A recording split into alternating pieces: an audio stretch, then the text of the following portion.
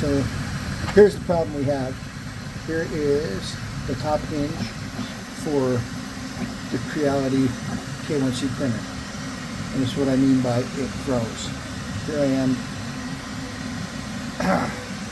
trying to turn it, and it takes everything I have to turn it, but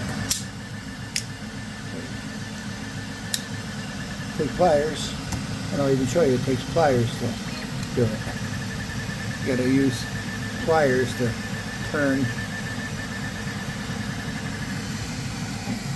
This is how the door snapped. It wouldn't open, a little bit of pressure trying to open to move the hinge, and the door shattered.